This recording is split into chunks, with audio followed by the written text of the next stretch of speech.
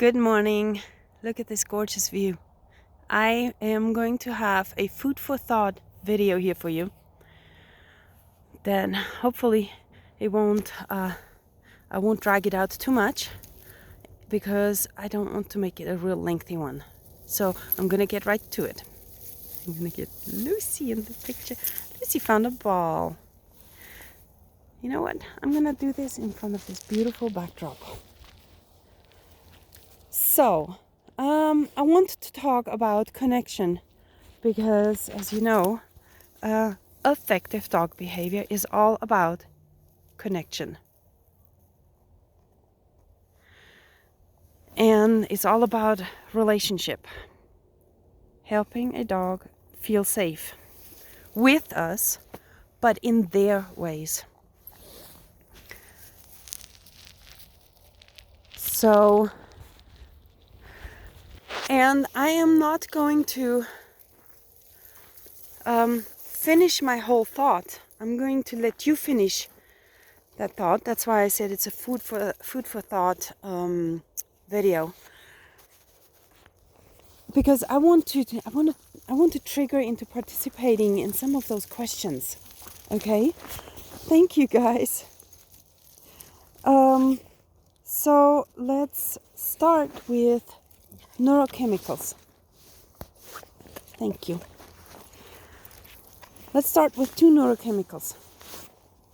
Well, actually, it's 3. 2 go together and 1 is by itself. Keep in mind, we are thinking about connection, about bonding.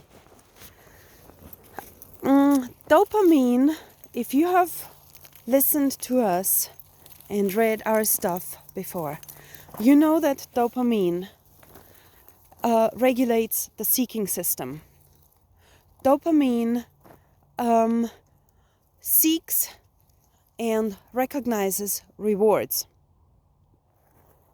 And that in itself causes a learning process, but we are thinking connection and relationship. Okay?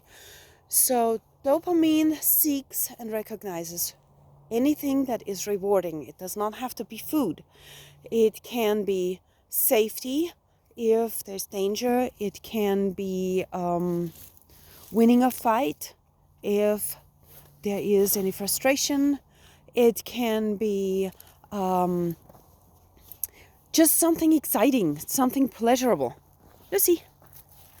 So, but it is also the food rewards, the treats that we give them during training. Okay? So what happens with dopamine is dopamine levels are highest during the appetitive phase, which is the anticipation of receiving it. Once the dog, and I'm talking specifically now about your treats, once the dog receives the treat, in that split second that it takes for the dog to chew it up and swallow it, dopamine release actually goes down in the brain. Okay? And then anticipation starts again. More excitement again. And another food reward. In the human world, when you do that, you would be creating a very materialistic person. Opportunistic and materialistic. Okay? That person would see money before it sees the finer emotional rewards. Okay? So that is dopamine. Dopamine goes up during expectation. Dopamine goes down when the expectation is being fulfilled, but just for that moment until that expectation, that reward goes away again. So now let's look at oxytocin and opioids. Oxytocin increases the dog's confidence. It builds confidence. Opioids help your dog feel good. That's what opioids do. They make you feel like a social need is being met. Okay, because that's exactly what's happening.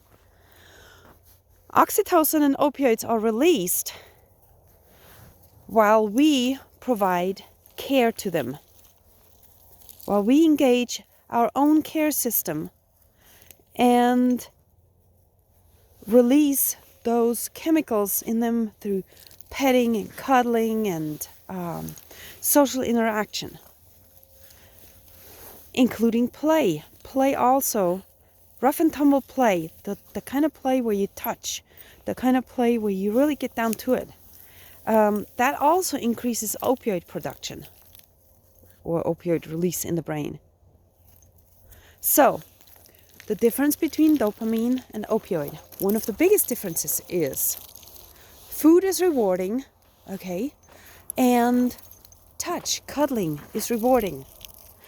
But while the drug, the chemical in the brain that recognizes reward